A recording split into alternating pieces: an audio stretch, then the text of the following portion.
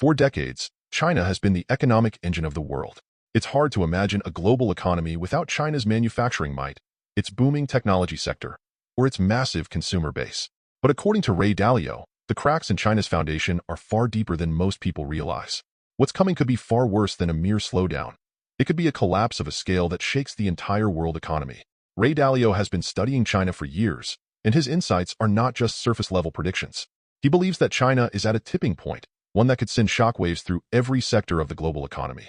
To understand why Dalio thinks China's collapse is imminent, you have to look at the underlying issues that have been festering for years. A massive debt burden, political instability, and a real estate market that's on the verge of implosion.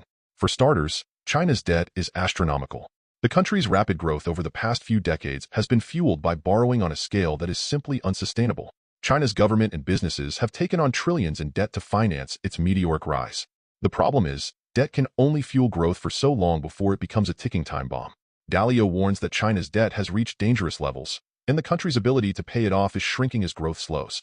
This isn't just bad news for China. It's bad news for everyone. As China teeters on the edge, so do the global supply chains that rely on it. But that's just the beginning. China's political landscape is becoming increasingly unstable. Under President Xi Jinping, China has taken a hardline approach both domestically and internationally, clamping down on freedoms at home while flexing its muscles abroad. This shift has made foreign investors nervous. No one wants to pour money into a country where the rules can change overnight, where a single political decision can wipe out years of investment.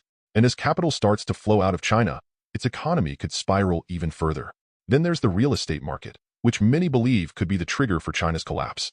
The Chinese real estate market has been compared to a giant bubble, and bubbles always burst. For years, China's property developers have been building at breakneck speed, creating ghost cities and overinflating the market. Now, the debts of these property giants are catching up with them. Evergrande, one of China's largest developers, is already in crisis, and it's not alone. This sector represents a significant portion of China's GDP, and a collapse here would be catastrophic for the entire economy. Ray Dalio's point is clear. China's challenges are far greater than most analysts are willing to admit. And when a country as large and interconnected as China stumbles, the rest of the world feels the shock. Supply chains get disrupted, markets get volatile, and governments everywhere are forced to rethink their strategies. But why does Dalio believe this collapse is far worse than we think? Because it's not just economic, it's societal. The Chinese government is doing everything it can to maintain control, but Dalio warns that this kind of authoritarian grip can only last so long in the face of widespread unrest. China's slowing economy means fewer jobs, lower wages, and a restless population. The Chinese people are increasingly disillusioned with their government's promises of endless growth. If that discontent turns into civil unrest, the collapse won't just be financial. It will be social and political, destabilizing the region and potentially sparking conflict. The implications of a Chinese collapse are enormous. For the US, Europe, and much of the world, China is a key trading partner. A breakdown in China's economy would send shockwaves through global markets, causing ripple effects that could lead to a global recession. But it's not just about trade.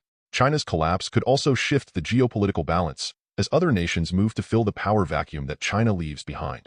Dalio's insights are a wake-up call. The global economy is interconnected, and what happens in China doesn't stay in China. This isn't just about the Chinese government's missteps or a housing market bubble.